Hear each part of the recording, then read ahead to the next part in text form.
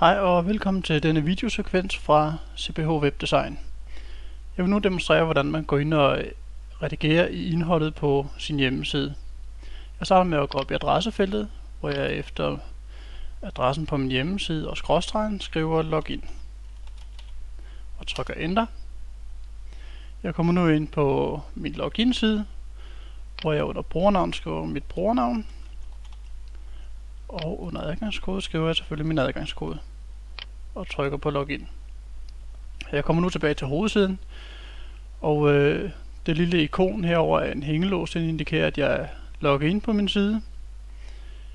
Jeg går nu ind på den side, som jeg vil redigere i, og jeg går op i demo heroppe.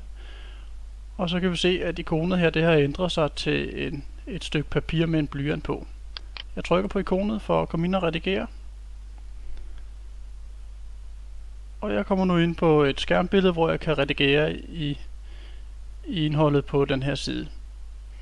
Vi kan se her, at titlen på siden det er demo, og vi har hernede et værktøjspanel, som til forveksling ligner det, man kender fra diverse tekstbehandlingsprogrammer, som Word til eksempel.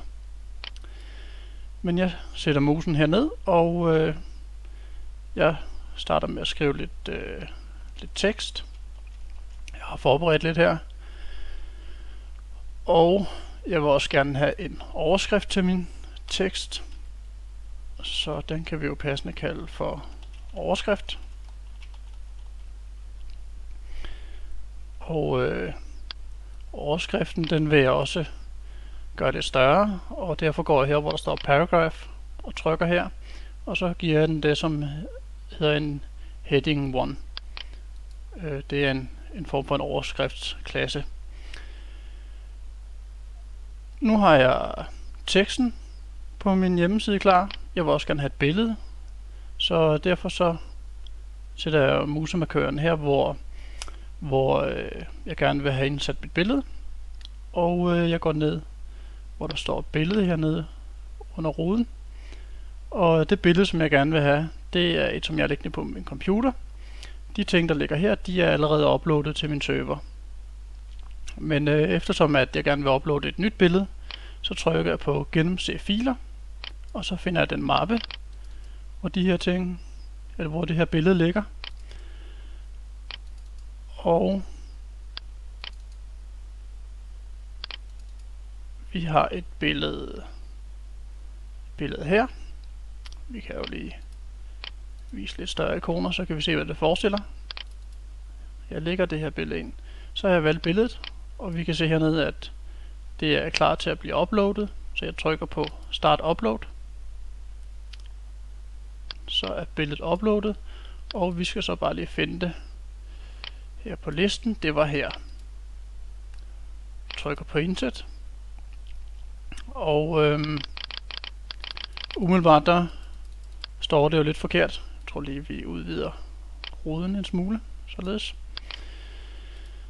Så derfor så vil jeg gerne flytte rundt på billedet. Mit billede det skal stå herover til højre, øverst op i artiklen. Jeg har markeret billedet, og vi kan se de her firkanter rundt om billedet. Jeg trykker på ikonet her for at redigere i billedet. Og jeg vil jo som sagt gerne have mit billede til at stå øverst til højre i artiklen. Så derfor så går vi ind under alignment, og det sætter vi til right. Og vi kan nu se herover, at billedet der rykker sig over til højre, og det er øverst op i artiklen.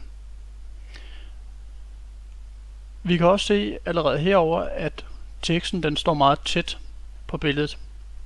Og vi vil gerne have noget afstand fra billedet og ud til teksten. Det kan vi gøre ved, at vi indsætter det, der hedder en margin. Og i det her tilfælde, der vil jeg gerne have den her afstand, altså marginen, til at være til venstre for billedet og under billedet. Derfor så flytter jeg fluebenet her ved Equal Values, og jeg vil gerne have en afstand, der hedder 15 pixel. Hvis man ikke lige har helt styr på, hvor meget 15 pixel fylder, jamen, så må man prøve sig lidt frem. men jeg sætter 15 ind ved bottom, og jeg sætter 15 ind ved left. Således at afstandene kommer under billedet og til venstre for billedet. Og her trykker på update. Således. Og vi kan nu se, at der er rigeligt med afstand her til venstre for billedet, og hvis vi også lige skal se, hvor meget der er under billedet, så kan jeg jo lige indsætte lidt ekstra tekst. Så kan vi se, at der også er afstand under billedet. Jeg gemmer min artikel. Således. Og det var faktisk det hele. Jeg håber, at den her video har givet et indtryk af, hvor let det er at gå ind og redigere i sine sider. Og jeg siger tak, fordi jeg har brugt tid på at se min video, og fortsat god dag.